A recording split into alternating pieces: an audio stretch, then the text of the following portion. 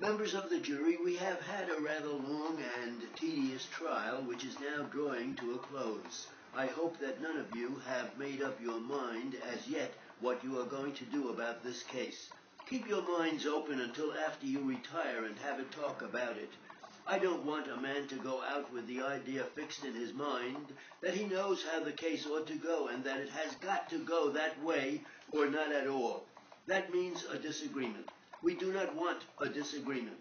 That is the fourth day, I think, that we have given to the case. That is a whole lot of time.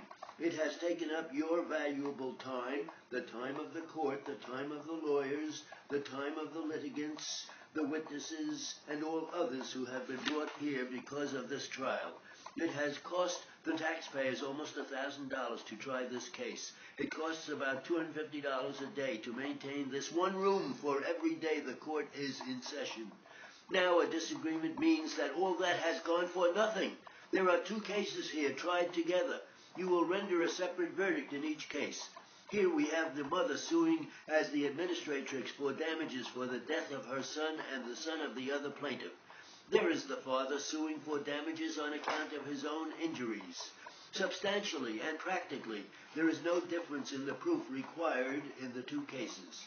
The law is this. I tell it to you because it is the law, that when a person is dead and his administrator or administratrix brings suit here alleging death by negligence and claiming damages, the law places upon the defendant that defends against the claim the burden of proving that the deceased was guilty of contributory negligence in order to defeat the recovery.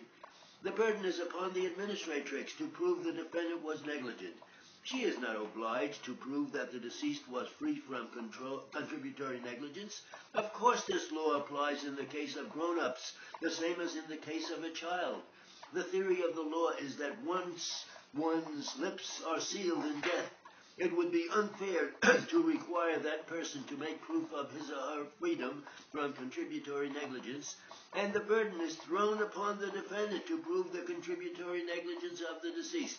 If the defendant does succeed in proving that contributory negligence by a fair preponderance of the credible testimony, that means that the plaintiff fails, because before either plaintiff can receive a verdict at your hands, it must be shown by a fair preponderance of the credible testimony that the accident happened through the negligence of the defendant and without negligence upon the part of the plaintiffs.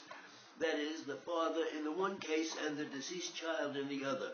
Now, right here, I will explain to you what you will keep in mind throughout the trial and have in mind when you come to consider the case. I have spoken of the negligence of the child. Of course, as you know, the law is common sense. If it is fair and reasonable, and it does not require in an accident case any further degree of care on the part of a little child, then it would be reasonable to expect from a person of that child's mental and physical development a slight degree of care in the case of a very little child, 8 years of age. But the law is common sense, as I said, and you can take this as a fundamental proposition that is true in every phase of the case, that what is not in accord with common sense is not law. And that is what I want you to exercise in this case. An ounce of that in the jury box is worth a ton of book learning. It appears here that the deceased child, at the time of the accident, was riding with his father. In that case, the law attributes the negligence of the father to the child, and it is the father's negligence that we will have to consider. If you find the father negligent in the child's case, then substantially you may call it so. That is the contributory negligence of the child, and the negligence of the father, if proved as the law requires, will defeat a recovery in both cases. Now, as to the father's case, the burden upon him is to prove by a fair preponderance of the credible testimony that he was injured through the sole negligence of the defendant railroad company. And secondly, he must prove by a fair preponderance of the credible testimony that he himself was wholly free from negligence contributing to the accident.